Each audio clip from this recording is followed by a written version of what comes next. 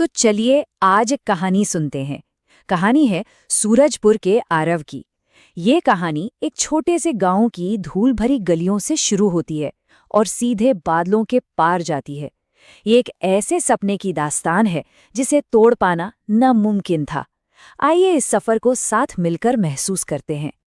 और इस पूरी कहानी के दिल में बस एक ही सवाल धड़कता है, क्या वाकई एक सपना गरीबी की जंजीरों से ज्यादा ताकतवर हो सकता है? यही वो सवाल है जो आरव की जिंदगी की हर सांस में गूंज रहा था। तो हमारी कहानी की शुरुआत होती है सूरजपुर नाम के एक गांव से, एक ऐसी जगह जहां सपने देखना भी ना एक लग्जरी मानी जाती थी। और यहीं रहता था हमारा हीरो आरव। अब देखिए, यहाँ एक ही जगह पे दो बिल्कुल अलग दुनियाएं थीं।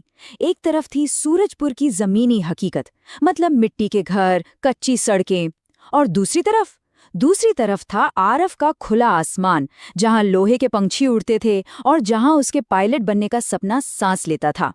गांव वाले तो हंसते थे, मजाक उड़ाते थे, कहते थे, अरे किसान का बेटा आसमान में उड़ेगा। पर आरव की आंखों में तो बस एक ही तस्वीर थी। पर सपनों और हकीकत के बीच का फासला अक्सर बहुत बड़ा होता है, और ये फासला आरव की जिंदगी में और भी बढ़ने वाला था। उसके सामने एक ऐसी चुनौती आई जिसने उसके सपने को लगभग तोड़ ही दिया था।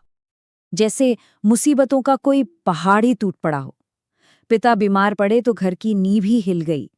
आरव की किताबों की जगह उसके हाथों में ढाबे के झूठे बर्तन आ गए, और खेतों की मिट्टी उसके सपनों पर जमने लगी। हर रोज पेट की आग उसके सपनों की आग को बुझाने की कोशिश कर रही थी। और फिर एक दिन उसकी माँ ने उससे वो सवाल पूछा जो शायद हर सपने देखने वाले की आत्मा को झकझोर देता है। ये सिर्फ एक सवाल नहीं था, ये जिंदगी की सबसे कड़वी सच्चाई थी जो उसके सामने आकर खड़ी हो गई थी। सपने ज्यादा जरूरी हैं या पेट भरना? और आरव का जवाब, उसके फौलादी इरादों का सबूत था। उसने कहा, माँ, पेट तो आज भर जाएगा, लेकिन अगर सपना नहीं भरा ना, तो जिंदगी हमेशा खाली रह जाएगी। और बस यही वो पल था जब उसने ठान लिया कि हालात उसे झुका नहीं सकते। कहते हैं ना, जब रात सबसे घनी होती है तभी सुबह की पहली किरण भी नजर आती है। आरव की जिंदगी में भी कुछ ऐसा ही होने वाला था। एक ऐसी रोशनी जो उसके टूटे हुए हौसलों को फिर से जोड़ने वाली थी। और किस्मत भी ना कभी कभी बड़े अजीब रास्तों से दस्तक देती है।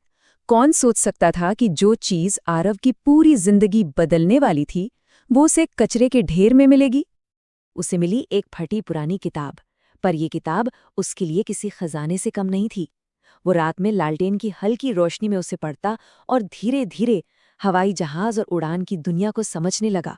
यहीं से उसके सपने को असल में पंख मिलने शुरू हुए।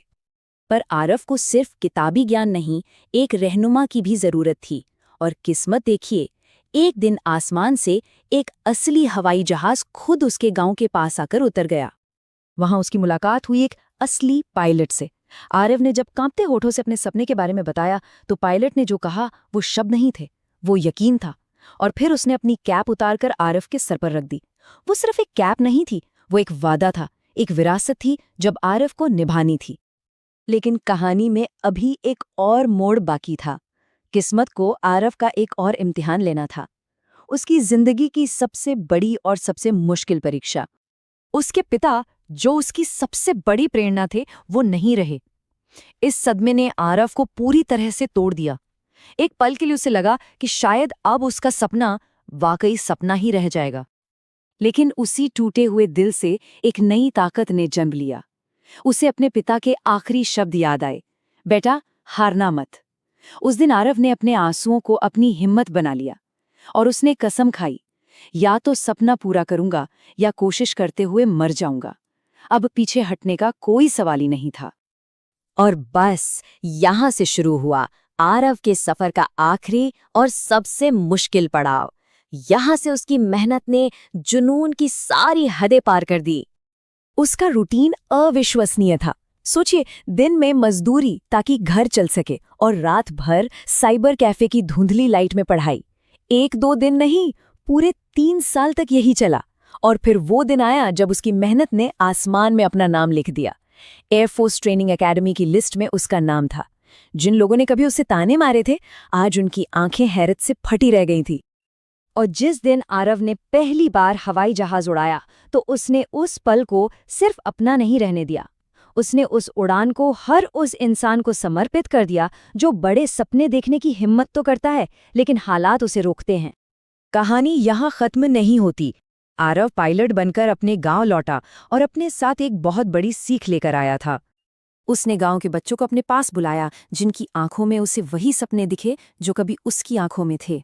और उसने उनसे कहा, याद रखना, तुम्हारी मंजिल वो नहीं है जहां तुम पैदा हुए हो, तुम्हारी मंजिल वो है जहां तुम्हारा सपना जाता है। उसने उन्हें बताया कि उनकी पहचान उनकी गरीबी से नहीं बल्कि उनके सपनों की ऊंचाई से है। आरव की कहानी हमें इसी सवाल पर लाके छोड़ देती है, ये सोचने पर मजबूर करती है कि हमारी अपनी सीमाएं क्या हैं? क्या वो सच में है या सिर्फ हमारे मन की बनाई हुई दीवारें हैं? हमारी असली मंजिल कहाँ है? शायद इसका जवाब हमारे सपनों की दिशा में ही छिपा है।